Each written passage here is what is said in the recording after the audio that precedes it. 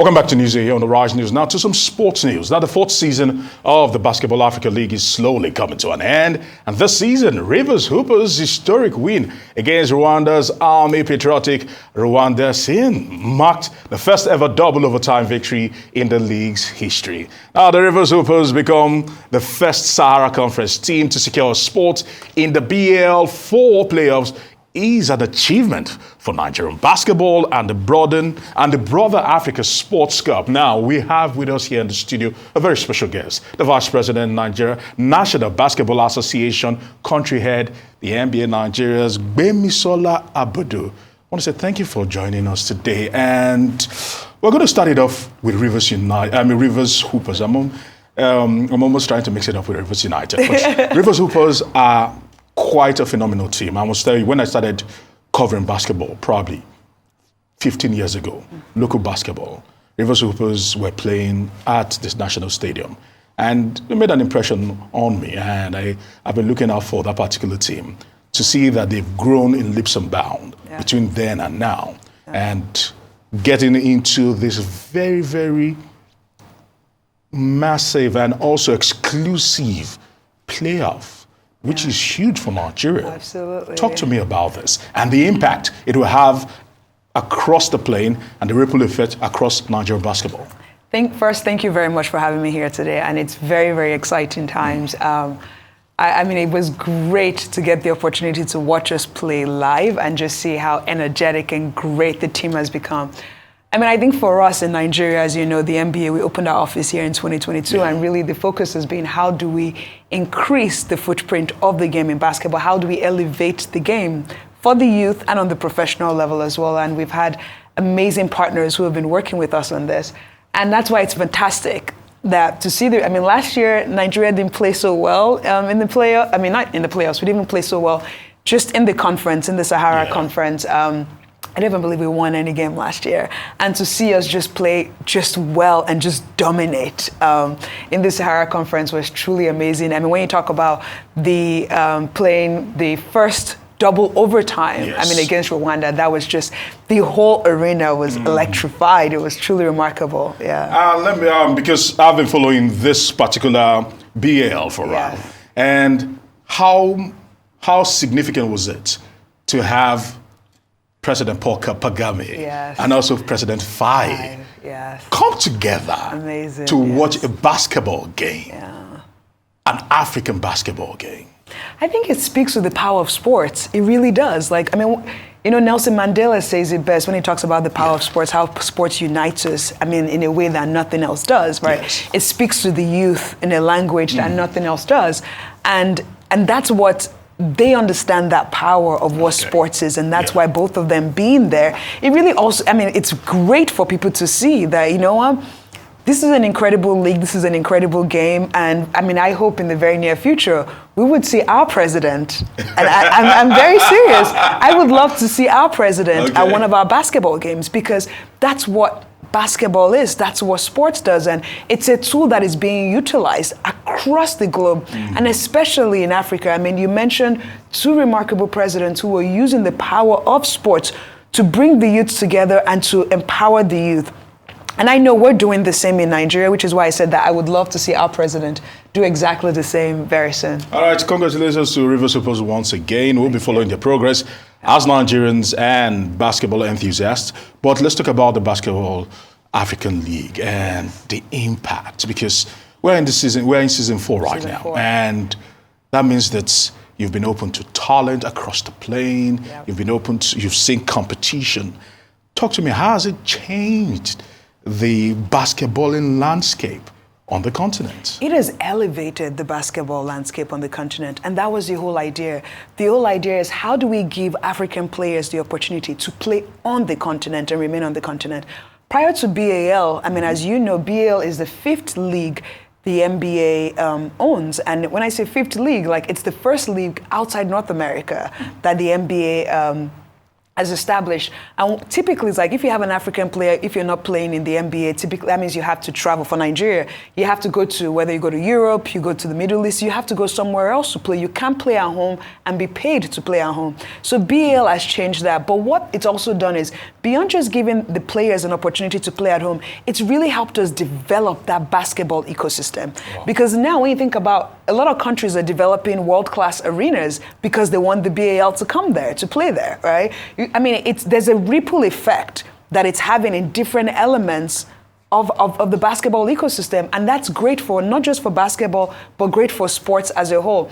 And I just love just seeing that picture. Just makes me really smile. Their next game is next week Saturday, so everyone should stay tuned. I was about to talk about that. How do we get Nigerians excited about Rivers Hoopers and what they're doing? Because the truth is this: so many people might not be too conversant with Rivers Hoopers, and we're happy that we're doing this to actually push our own local team out there, because they're doing great things on the continent. We know our men, the D Tigers, the D Tigress, are behemoths when it comes to African basketball. Absolutely. And we're hoping that the same trend actually goes on with Rivers Hoopers. So when you say you're getting excited, just seeing the picture, for Nigerians, this is a team to rally around and to support. Absolutely.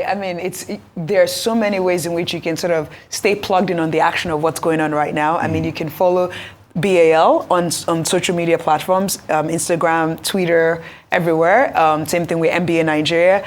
And with the Rivers Hoopers, they're playing their first game in the playoffs in Kigali next week is on Saturday. And they'll be playing, I believe they're playing Senegal next week, Saturday. I think it's going to be an electrifying game. It's going to be amazing. So I would highly recommend that everybody should tune in. It's going to be showing on Super Sports.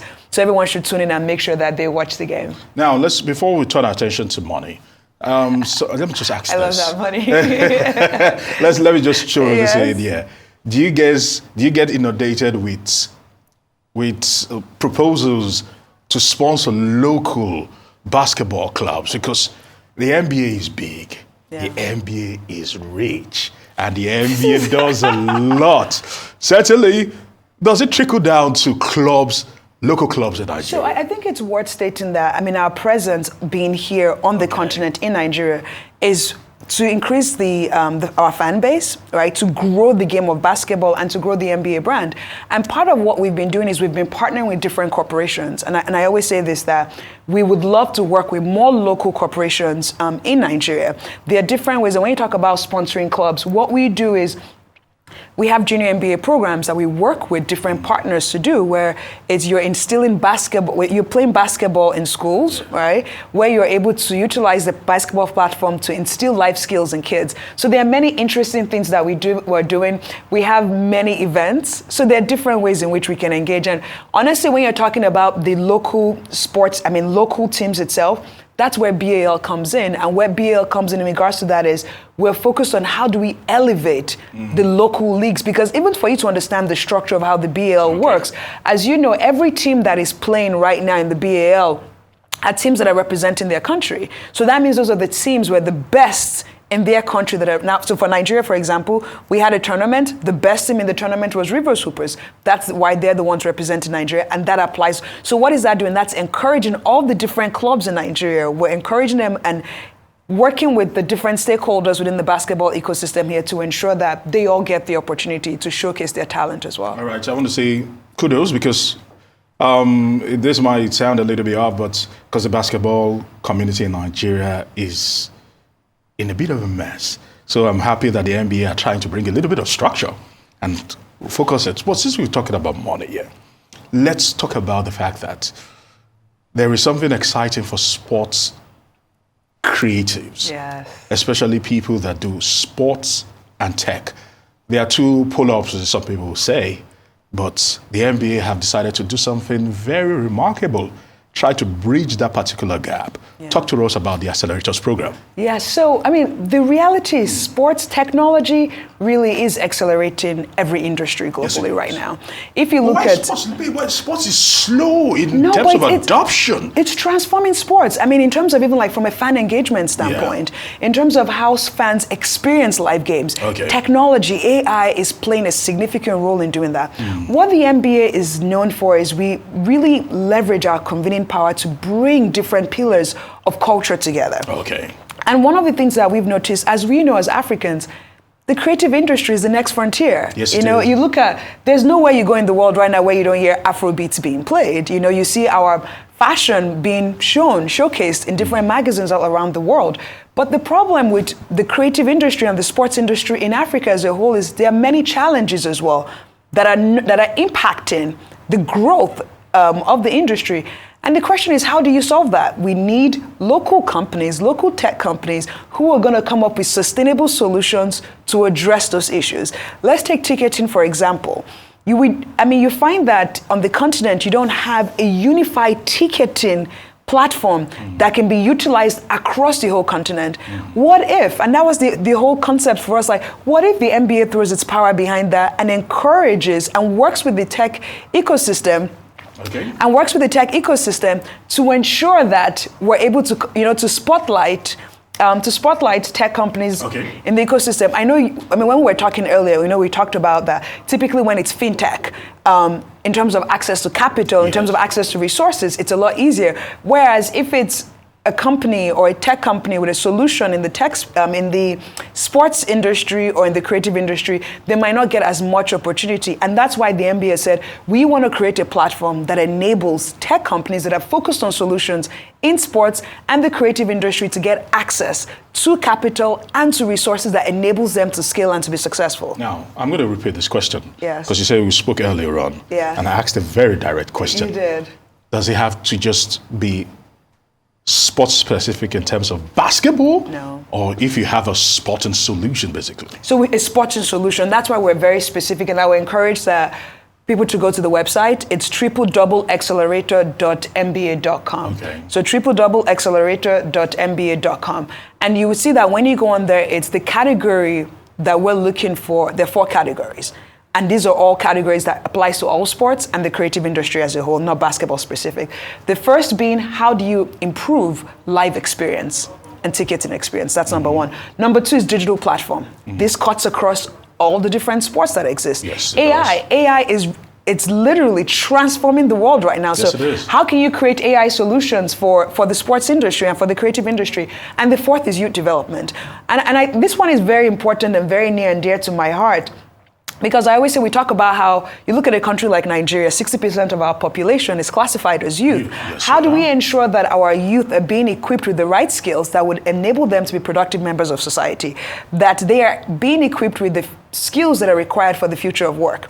So one of the things we've done in the MBA locally here in Nigeria is we've taken our global junior MBA curriculum and we have modified it to focus on 4 fundamental skills that researchers shows that your average Nigerian youth might be lacking. So that being communication skills, leadership skills, critical thinking, and emotional intelligence.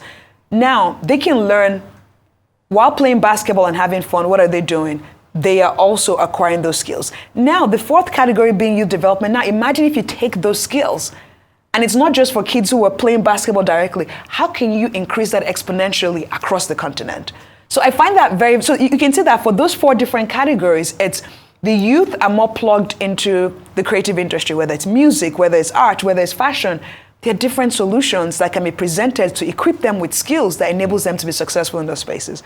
So that's where we're focused on. Fantastic, fantastic. The question will be, why? Because MBA does a lot in terms of give back. I think the MBA Beyond Borders program and all that. So you've mentioned the BAL also. Some will say, why now? Why tech? Oh, Why tech? I say it's obvious for us because this is what we do. Okay. So one of the platforms we have here in Nigeria, which is similar to what the MBA does globally, is the MBA. If you think about all the different intersections of culture, the MBA is there.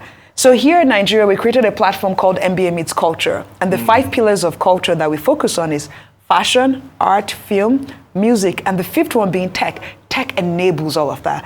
Tech is enabling us to leapfrog in ways that we probably would have not been able to do in the past. That is why if we can find ways to utilize the power of technology to accelerate all the different industries, sky's the limit for the youth in Nigeria and in Africa as a whole. All right, before I go, I already have less than 2 minutes. Of course, the triple-double program, the NBA Accelerator Program. Talk to me. Is it a one-off, or are we expecting a yearly, an annual occurrence of this program open to people across the continent? I think that's a great question. No, this is an annual thing. Whenever we do something, we're committed to it, right? Right. So for us to create this is to make sure that how do we ensure that we can, in a sustainable manner, contribute to the development of the tech ecosystem in Africa. So for us, this is our first year. We just launched this, but we definitely hope that the program gets bigger and better every year. And it's worth stating that the application portal is open right now. It closes on May 31st, and I would highly encourage every startup out there that has solutions for sports. Every tech company that has sports solutions. Because I'm not concerned about sports, my guys. Sports and create. I think so. Those are sports solution and creative solutions who are based in Africa. We highly recommend you to apply and for you to go on this wonderful journey with us. Gbemi, I want to say thank you very much for honoring us, and we look forward to having more discussions about NBA and the impact they're having on the continent. It's quite huge, I must say, huge. Thank you very much. Thank you very much. It was a pleasure.